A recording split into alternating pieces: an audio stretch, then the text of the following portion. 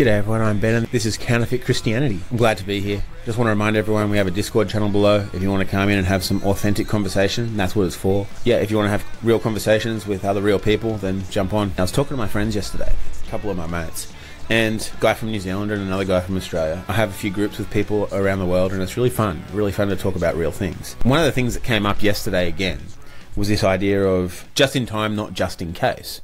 And one of my other friends told me about that a long time ago, that is who God is. It was a great understanding for me that God is a God of just in time. He's not a God of just in case. And it means quite a lot when you think about it. Like I've talked about before in other videos, that the way to be with him is just to be with him and flow with him. And that means just in time, not just in case. He will give you things when you need them. He's not going to give you things to build up and store ready just in case something happens. That phrase has really molded some of the ways that I understand him. It's been steps along the way of me understanding who our daddy is, who the creator is. First of all, part of my journey was understanding that I'm enough, I'm okay, like the way that I am, because we all grow up, especially if we're Christians and we grow up in Christian circles, of thinking that we're not enough. That is like one of the base principles of Christianity, is that you're a sinner, that you're shit, that you're not good enough for God. And that's actually a massive Christian lie. That's a huge fucking lie. That's one of the things that draws you into the death cult of Christianity. That's why it's a death cult, because that's not true at all. He's glad to be with you no matter what. Wherever you've been, no matter what you've done, he will be with you as you are. You don't have to do something before he will be with you. You're enough, you're good. It's okay what's happened, because we're human beings in this world, and this world is here to corrupt us and to kill us, because Satan owns the world. God doesn't. That's a huge misunderstanding that Christians absolutely misunderstand, and they can never get, because I'm like, oh, if God is in control of everything, why doesn't he give me what I want? Oh no, I'm a fucking crybaby. Because they've been lied to forever. And so they have to just keep on spinning these lies to each other, to themselves, so that they can stay sane. But understanding that this world is not his.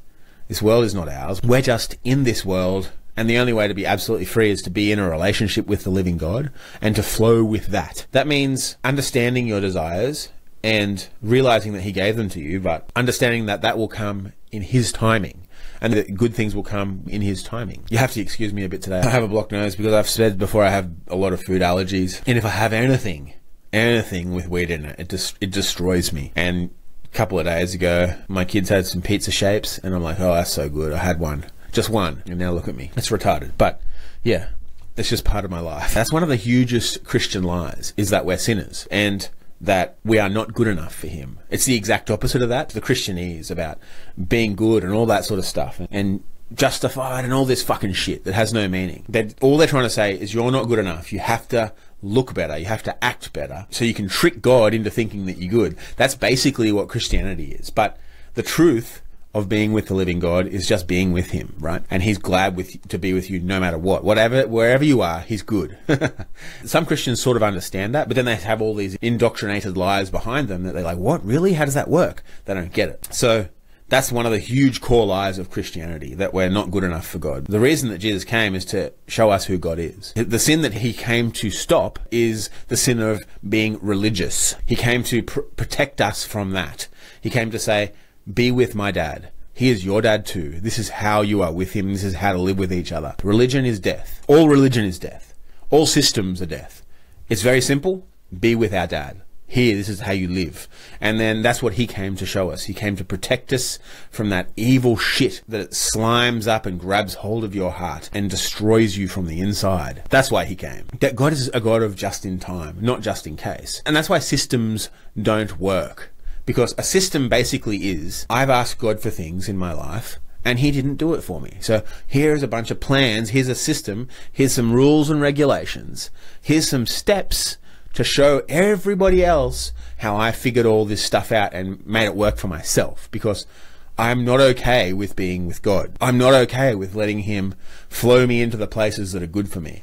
I'm not okay with that at all. So I have to do it in a different way. I'm going to show you how I did it so you can come along, join my thing, give me some money. I'll need that. If I'm going to keep on writing more systems for you to follow, then we'll be all good together. But the best way to do it is with me, obviously, because this is the way that I figured it out.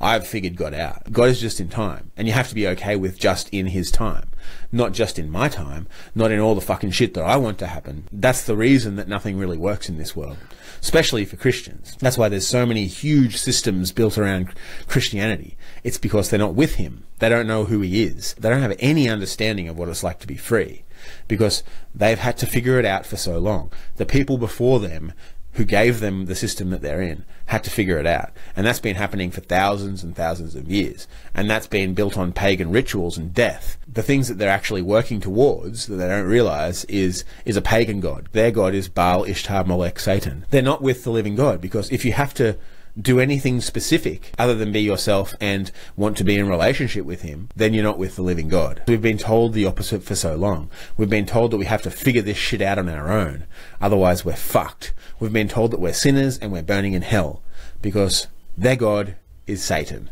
Their God is Baal, and he is going to burn you in hell. He's going to burn you up in hell in their system. Steer clear of fucking systems. It happens to all of us so easily. Good things become bad things very easily. People just love doing that. They love writing things down and saying, this is how to do it. Follow me. That's what humans love doing, because it builds up our egos.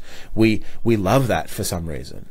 It's so fun to have somebody else think that what we're doing is good and we're smart or whatever, or we've got our shit together. Something that I think about all the time. Like, since I've had people start listening to my videos, I do pay attention to that. Do I think I'm top shit? Do I think I'm fucking special? No. The way that I protect myself from that is trying to be absolutely authentic with myself and saying what I'm actually thinking. And if you ever hear me start saying, oh, you should follow me and do what I say, get the fuck out of here.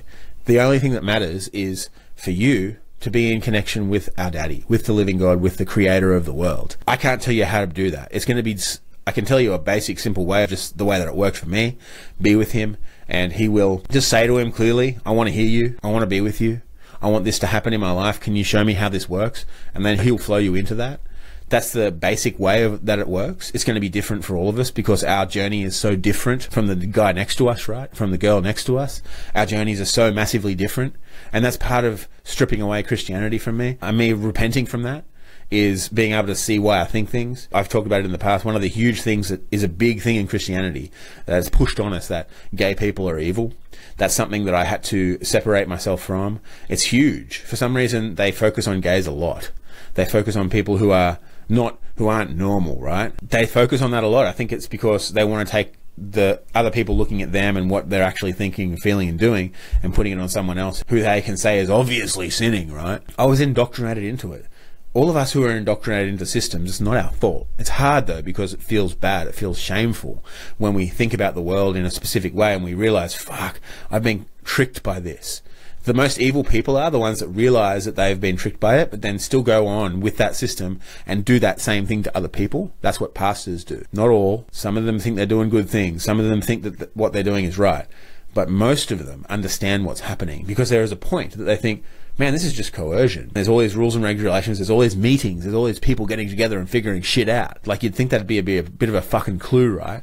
Oh, when does God come into this? When do we sit down and talk to him? When do we listen to him? When do we have a relationship? When do we converse with him? There's none of that. None of that. Some of these people really know what they're doing and they do it intentionally, but others don't. Others have hearts that actually love.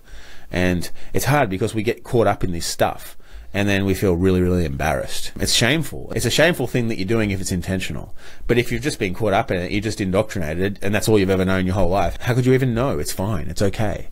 He doesn't care. God doesn't care. Once you realize that everything you're doing is pagan and evil, he's cool with that. That's your journey.